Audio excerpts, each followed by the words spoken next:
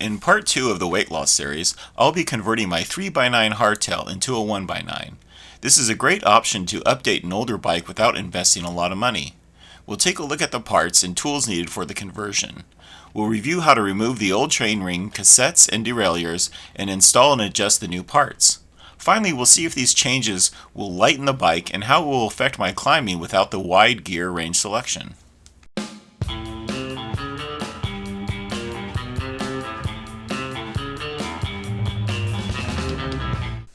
So here's what we're going to install for the 1x9 conversion. First, the pedals. I didn't like being locked into the clipless Shimano's, so I found these flats from Lycron. They cost $20 from Amazon and I ordered them in orange. I got a green one, so I guess you get what you pay for. At least it matches my Osprey bag. Next is the chainring. It costs $33 and it's from a company called 50/50. It has 30 teeth and the smallest I could find that fits my XT crankset.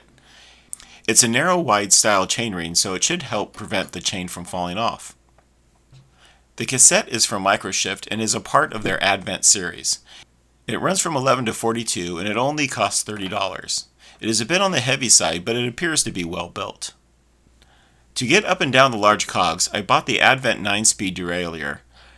My old SRAM X9 was not compatible, but for $55 it comes with a clutch and should work well with a cassette. Finally, I went ahead and got the 9-speed shifter to work with the derailleur. Again, it's a part of the Microshift Advent series and it only costs $25. It has a similar feel to a Shimano shifter, just without the gear number window. Total cost for these parts was $163. The SRAM Eagle NX 12-speed cost $375, so we're saving quite a bit. With this setup, the minimum gear ratio is quite similar to the 3x9. The only loss is in the highest gears. To put all of this together, you'll need the following tools. A cable and housing cutter to cut the shifter cable and shorten any housing. Chain link pliers to unlock the master link. A screwdriver to adjust the derailleur. A torque wrench with assorted hex sizes to install the parts properly. A crank removal tool for Shimano cranks. Just the dust cover removal piece at the bottom of the tool will be needed for this job. Finally, a chain whip, adjustable wrench, and lock ring tool to remove and install the cassette. To install the new chainring, I'll first need to remove the crank using a 5mm hex wrench and the bottom bracket tool for Shimano cranks. Once the crank is removed, I can pull off the bash guard and the 3 chain rings. After cleaning the crank arm, install the chainring. Before you can remove the derailleur, use the chain link pliers to remove the chain. Release the cable and detach the derailleur.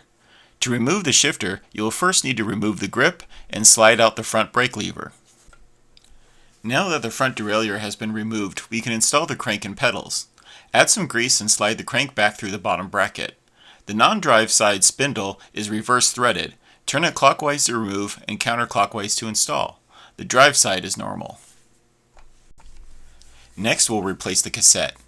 After taking off the rear wheel, use the chain whip, lock ring tool, and adjustable wrench to loosen the lock ring. For Shimano 8, 9, and 10 cassette body types, find the wide section on the spline to align the cassette. Use the lock ring tool and adjust the wrench to tighten the lock ring onto the spindle. Removing the rear derailleur is similar to the front. Release the cable, remove the grip, shift, and brake levers. Use a 5mm hex wrench to install the derailleur to the hanger. Install the new shifter, then add back the brake lever and grip. Lead the cable through the existing housing. Note, I had to cut some of the housing near the rear derailleur to make it fit according to the manufacturer. I checked the size of my chain and I did not have to make any changes. Once the chain is back in place, use the limit screws to keep the chain on the cassette and use the barrel adjuster to fine-tune the shifting. When we last weighed the bike, it came in at 30.64 pounds.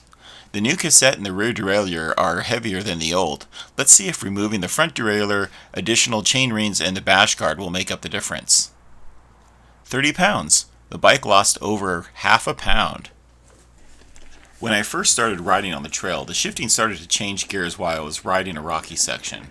I started to adjust the barrel, but nothing seemed to work. My next thought was that the chain was too long, but that wasn't the issue either. I eventually discovered the problem.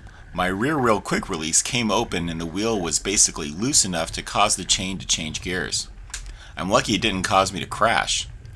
Always remember to make sure everything is tightened down before a ride. Note, even with the rear wheel not secure, the chain never dropped. Now that the shifting was working, riding the flats and cutting through arroyos was very comfortable. I found myself keeping in the middle of the cassette in the 4th or 5th gear. Doing a quick shift to a smaller cog going into arroyo was quick, however climbing out and shifting to a bigger gear was a bit clunky. This is most likely due to the larger cogs, especially the pie plate. I have ridden a SRAM Eagle NX and it shifted much smoother, but remember this is a 9-speed derailleur and the cassette cost about 1/3 of the price. My next test was climbing. When in the lowest gear it felt a little too easy and it definitely felt better than my 3x9. I quickly became relaxed climbing in the 2nd cog and I left the 1st gear for the really steep sections. The bike being a hardtail helps when climbing, and with it being a bit lighter, felt easier to climb. Most of the climbing I did was not very technical, so I will let you know if my attitude changes as soon as I climb up something more challenging. I don't pedal much going downhill, so I didn't really try out the 8th or 9th gears. I should be able to do this test on a long 2 or 3% flowy downhill, but that didn't really exist on this maiden voyage. I really don't think I'll miss having the extra chain rings in the front. I should have done this years ago. The usability of a single shifter allows me not to think when riding. Just go up or down.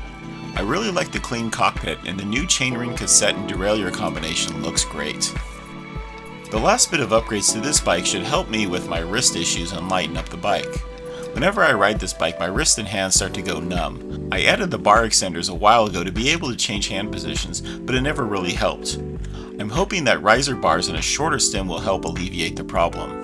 To save even more weight, I'll be replacing my leaky coil fork with an air fork and increasing the travel to 120mm. If you like this video, hit the like button and subscribe. Until next time, keep pedaling.